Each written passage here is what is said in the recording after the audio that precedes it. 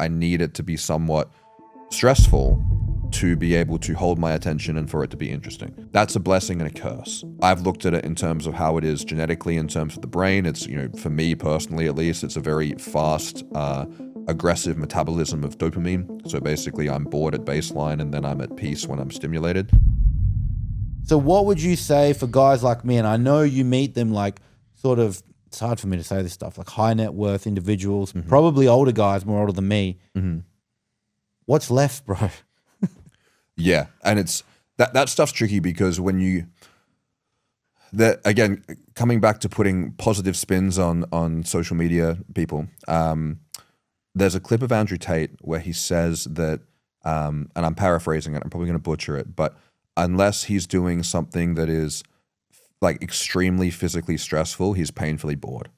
And I was able to relate with that very strongly. And my wife's seen this firsthand, and she often is amazed and confused at how I function in terms of if you'd given me a bunch of questions to prepare for the podcast, I wouldn't even look at them. I'd be like, no, because that will make it boring. I'm like, I need it to be somewhat stressful to be able to hold my attention and for it to be interesting. So I like doing things off the cuff. I like writing the speech the night before. I like doing those things because it makes it more challenging, because I thrive under stress and pressure. That's a blessing and a curse. And I've looked at it in terms of how it is genetically, in terms of the brain. It's, for me personally at least, it's a very fast, aggressive metabolism of dopamine. So basically I'm bored at baseline and then I'm at peace when I'm stimulated. And this is this leads down two paths. It leads down to drugs and hedonism and degeneracy and self-destruction, or it can lead to things like people being in military, public speakers, surgeons, these kind of situations where, and for me it was music and being on stage. There is nothing more exhilarating and stressful and difficult than getting up and performing music with 5 people, and it's nothing comes close to that. So when you're in a situation where you've reached a point that I think a lot of people would love to get to in life, I mean, including myself, new challenges arise. And it's like the epitome of first world problems, right? But it's still a subjective problem to be at because you're not at peace. And I think that a lot of people derive more enjoyment from building the castle than actually sitting at the top of the castle. They go like, oh, the destination is what I'm aiming for. And then you get to the destination and you go, I actually kind of liked the journey because that gave me something productive to do. So for me personally, like I've chosen to live a very hermit, reclusive life. My parents call me a hermit. I live in a very small town. I won't say where it is, but I live in a very small town in a country that I've deliberately chosen to live in that predominantly doesn't speak English. I live on the edge of a national park, and I don't really interact with anyone in the day except my wife and my dog. I mean, I interact with people like yourself and friends and online and stuff, but in my personal life, we live very isolated. I walk in nature. I have a little gym set up at home. I've got a sauna set up. We've got a lake.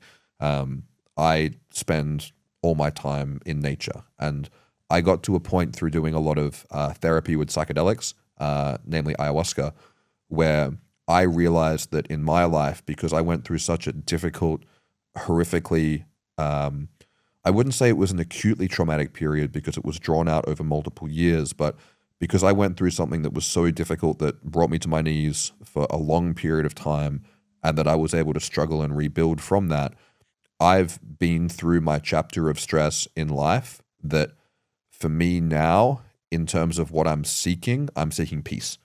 And for me, I consciously made a decision to go, I'm at a point that I could live in Australia, I could live here. I mean, I wouldn't say I could live anywhere, but I could choose where I live because I work remotely. And I chose to live separately from everyone I know and everyone I've met and all my creature comforts and all the things that I would enjoy doing for fun because I want peace. And I want peace because I had the peace taken away from me for so long that now it's something that I'm grateful for. But I've been through enough stress and challenge in my life that, small stresses like, giving a speech or doing a podcast or something like that, like that's cool. But I don't need a big challenge anymore. I've done that. So if someone's in a situation where they've got all this stuff and they're not finding peace in not having more challenges and stress, then the solution is to find more challenges and stress. And if you're in a situation where you're like, well, I could financially program in adversity in whatever form that I wanted to do in a safe and productive environment, I think that the things like, starting a podcast and giving it up and doing these things and giving it up, it's because the only excitement in them is when they're novel. Once you work out how to do it, then you're like, well, now the novelty's gone and I've kind of, it's not a challenge, now it's boring. So true. Yeah. And I can completely relate to that. Like back when I used to play video games, like I don't think I finished that many of them because I was like, now that I've kind of gotten good at this, it's kind of boring. So I would be looking at going, what can you do? Like what kind of challenge can you set yourself that you overcome? And whether it's like, I would never recommend people do like a professional fight or something like that, but like. I was thinking that, by the way. Great way to get a brain injury like me and ruin your life. But like our mutual friend back in Perth, Paz, I mean, he did a boxing fight. That was his kind of thing that he wanted to do. And I told him not to, but he did it and he's fine. So it's okay. But they're the kind of things that I think people in your situation can and should do, is find physically challenging masculine endeavors that you can put your time, effort, and energy into to be like, I am going to conquer something that I thought I couldn't do. Like the thing that I wanted to do when I first moved to Lithuania, which I couldn't do because of COVID, but I wanted to walk the Camino. So I wanted to do the Christian pilgrimage through Spain, which is like, it seemed like a much nicer version of walking the Bibbulmun track in Australia. Like I'd rather see Europe than spiders and snakes and shit. But I was like, there's no like, and the guy who was doing the tattoo I have on my arm here, it was a stick and poke project, so it took a month, and we spoke a lot during that month because there's not a lot else to do. We were out in the jungle, and he'd just gotten back from that, and he said it was the most defining thing in his life because you're physically challenging yourself, but it's like you're walking like 6-7 hours a day, so it's not brutal, but it's long. So, you have to think a lot. There's a lot of introspection. You meet people, you go on this journey, and objectively, when you come back from the journey, you are going to be a different person because of the experience that you've had. So the ultimate solution to boredom, in my experience, is productive stress. So it would be finding challenges that you can overcome, that you can do, that you would be proud of the person who would do something like that, and then go out and do it. If you've just started TRT, it is completely normal to feel overwhelmed and confused. There's a lot of new territory to cover, and there is a lot of conflicting information. I wrote TRT 101 so that you can have everything that you need to know in an instruction manual in one place that you can refer back to, that you can have all the questions answered before they even come up. TRT 101 is my best practice approach for TRT from start to finish, and it contains everything that you need to avoid all the challenges and pitfalls that I've seen come up in my clients over the last 5 years. You can check it out via the link below. And is that something that you think is a constant state of peace after that, or you have to kind of find the next productive stress? Is it kind of like a cycle? Because I did the same as you. I moved away from Australia for that peace. Yep. Like there was just so much going on in Australia, especially with my friends, gangs and that. And it wasn't that there was any fear. I was just like, man, I'm such a different person now. I'm over this. Yeah. So I left. But one good thing happened. I got the peace, and I was already bored at home anyway, because my friends that were in Perth, they're all busy. Yeah. They're all business owners. They're all go-getters, Yeah. So I never got a chance to see them, even living in the same city. Yeah. I went and visited last year to Perth. Yeah. I couldn't see anyone. Everyone was busy. Yeah. They're doing their own thing. They're not going to take time out of their super busy day for me. Yeah. So, it doesn't even matter. Even if I move back home to hang out with the bros, they're at capacity. Yeah. So the only thing for me left, I do agree. I think it's something physical, because with the podcast, it was, like you said, it was novel. I set it up. But then because there's no monetary incentive, I've got no formula. So I'm not going to optimize the thumbnail. I'm not going to cold call all these guests because I don't need to. Yeah. And that in a way, without that need, that is why it fails on the algorithm too. Yeah. And I noticed that there was this period where I was doing them every week and it was like 5,000, 6,000, 10,000 views. As soon as I dropped off, YouTube just goes, hey mate, you're not consistent. Fuck off. Yeah. It does that, right? Yeah. So I definitely don't want to do that. Yeah. I don't want to be a podcaster, bro. Yeah. I'll do them here and there. Yeah. But I'm not that into it. Yeah. you know? And I haven't started a podcast for the same reason. Like if I started a big podcast and got a big platform with it, I'd be like, I don't want to be a podcaster, because whereas I've met other people who like, and I've spoken to them and they're like, my number one goal is to be a YouTuber. And I'm like, I'd rather do a lot of other things than that. I don't think there's anything wrong with that, and good for you if that makes you happy, but that would make me miserable. I wouldn't want to do it. But you know, there are some people who really want to be famous and recognized and popular and stuff. I generally want to make a difference in the world, but also be left alone at the same time. And you know, people are just driven by different things, and what works for some people don't work for other people. But for, you know, maybe my opinion will change when I get older, because I'm only 32 and I don't really know shit about the, you know, the future of what my life's going to look like. But I think that, well, at least all I can speak of from my own experience is that if you go through enough stuff, then it kind of puts you at a state of peace. And I've seen people who never reach that point and they never retire, and they work themselves into the ground until the end, and then they realize they never took the time to smell the flowers because they hadn't mastered the thing that they wanted to master. And I think ultimately the stages that we work through in life as men is that you have to master something. Well, you don't have to, but you should at least try. And to be successful, both externally and internally in this world, but also as a spiritual being, you have to have mastered something. And I think that whatever you master is just the avenue or the focus point for mastering self. Because to master anything, you have to, unless you get lucky, to master anything, you have to have discipline, you have to have work ethic, you have to have delayed gratification, like all these different things. So whatever you master is really just the channel that you've mastered yourself and then manifested the outcome of that. So I think that the goal should be achieving self-mastery. And then once you achieve self-mastery, then the goal, if you are so inclined, is to have children, which you know you've done, which is fantastic. I'm looking forward to meeting them later today. Is that you can then teach that to your children. And I'm like, I think that's what everyone else did before us. And I'm like, I don't know what the meaning of life is, and I don't think I'll ever work that out. But I think following the pattern of everyone who came before us is a pretty good guide, because we don't really have anything else. So I think that what most, and this is why I'm so passionate about testosterone replacement therapy, because TRT doesn't just give you self-mastery, but optimal testosterone levels is a pretty damn important foundation for mastering anything, because of what it takes to do that.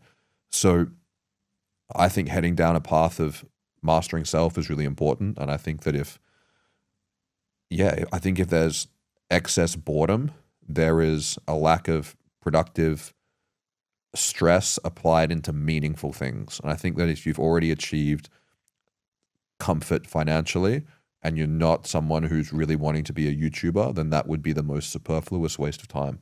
Yeah. And it would be like, I have a degree in digital marketing and I am not a YouTuber, I'm not big on social media, not because I don't know how to do it, because I don't want to do it, because I hate it. So I think it's finding something productive and stressful that's got that nice balance, that if you got out the other side of it, you'd be like, that would be meaningful. Like that would mean something. Yeah. And I look at you've got that. I don't have that thing outside of family that's meaningful, right? You know?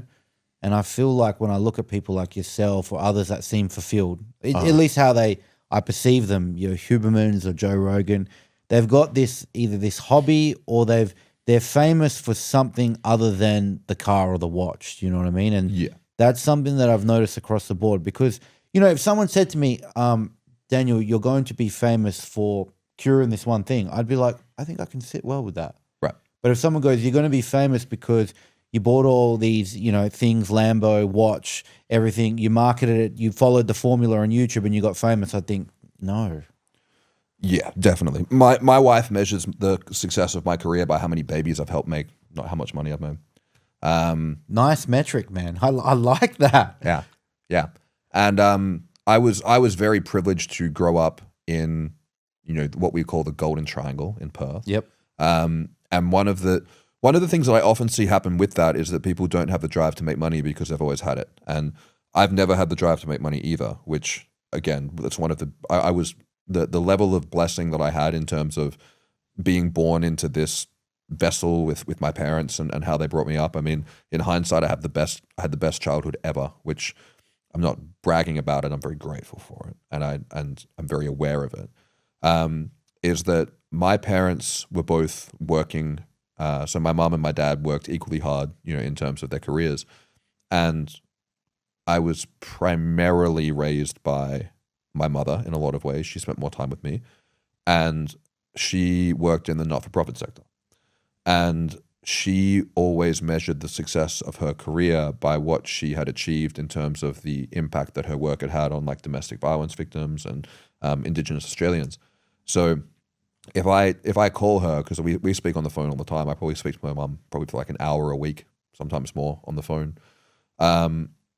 Is if I tell her I made this much money or I got this many views on a video, she's happy for me. But if I go, hey, like I helped with this many clients had babies this week, or I solved these problems for this client and he was at this point and now he's at this point, and like the impact on people's lives, that's the stuff that she's really proud of.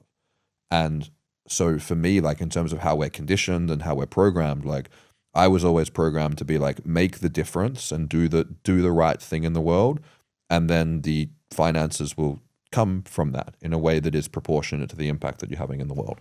And I think that people focus too much on making the money, whereas what I've focused on is being like, do the good thing, and then the compensation will be applied for that. And the way that I look at purpose is that my overarching purpose is to make the world a better place because I was in it, and leave the world a better place when I found it.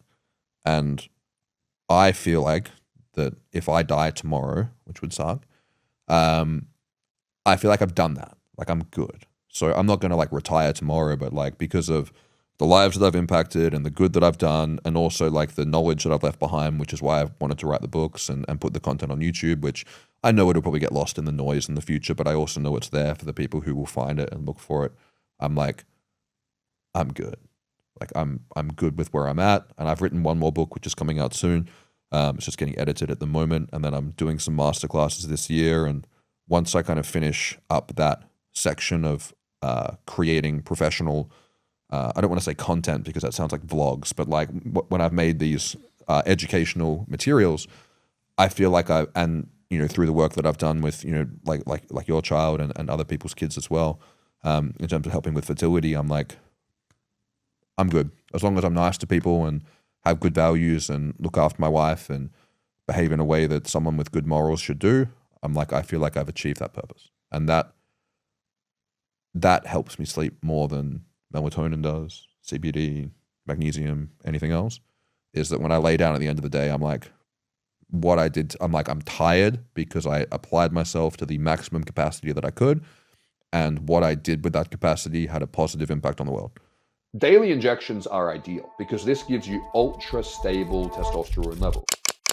If you can really frequently administer something with a very long half-life, you can keep your levels super, super stable. And I think that this is the most beneficial way to do TRT. However, how should TRT be administered? So TRT should be administered as frequently as possible to mimic natural production as closely as possible to prevent supraphysiological peaks or low troughs with deficient androgen levels.